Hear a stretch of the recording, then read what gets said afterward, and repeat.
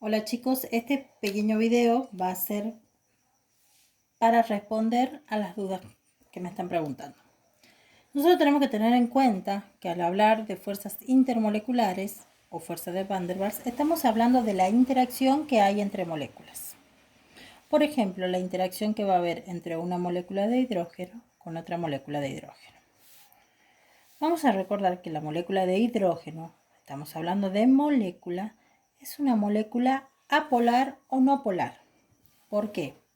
Porque los electrones que forman este enlace están requeridos con la misma fuerza por este átomo que por este átomo. Entonces la distribución electrónica en esta molécula es homogénea. Ahora bien, nosotros sabemos que en una molécula de hidrógeno que es no polar, la distribución electrónica es homogénea, pero sabemos que los electrones están en constante movimiento, ¿sí? Al estar en constante movimiento, pueden provocar que esa nube electrónica en un instante determinado se ubiquen más hacia el polo de la molécula, de uno de los polos de la molécula que de otro. Por ejemplo, que esta nube electrónica esté mucho más ubicada de este extremo de la molécula que de este, generando un dipolo instantáneo. Ese dipolo va a tener, como la mayor cantidad de carga electrónica va a estar de este lado, va a tener una carga parcial negativa en este polo de la molécula y una carga parcial positiva de este polo. Acá se ha generado un dipolo instantáneo transitorio. ¿Qué va a ocasionar? Que si esta molécula está cercana a otra molécula de hidrógeno, este dipolo instantáneo provoque que la otra molécula genere también un dipolo instantáneo, en el cual la nube electrónica,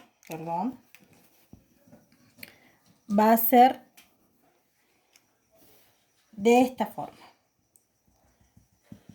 El polo positivo va a quedar próximo al polo negativo de la otra molécula y el polo negativo del otro extremo. ¿Por qué?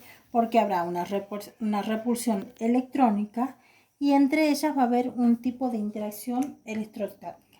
Hay que tener en cuenta que esto es instantáneo. Esto ocurre solo en un momento. Este tipo de interacción donde hay dipolos instantáneos se llama dispersión de London o interacción dipolos transitorios o dipolos instantáneos. ¿Sí? Cuando nosotros hablamos de este tipo de interacción que se da, es muy característica de las moléculas no polares o moléculas apolares, hay una propiedad que tenemos que tener en cuenta, que es lo que nos están preguntando, que es la polarizabilidad. ¿Qué es la polarizabilidad? Va a ser la tendencia o la facilidad con que se puede distorsionar la nube electrónica de una molécula. ¿Sí? Nosotros acá que vemos que este movimiento de electrones provoca una distorsión en esa nube electrónica y a su vez esa provoca una distorsión en la nube electrónica de la molécula adyacente. Entonces, la polarizabilidad, que es la facilidad de distorsionar esa nube electrónica, va a ser mayor en átomos más grandes. En átomos, por ejemplo, va a ser mucho mayor en una molécula de yodo. ¿Por qué? Porque el yodo tiene mayor número atómico, tiene mayor electrones a la vuelta de él, es más grande.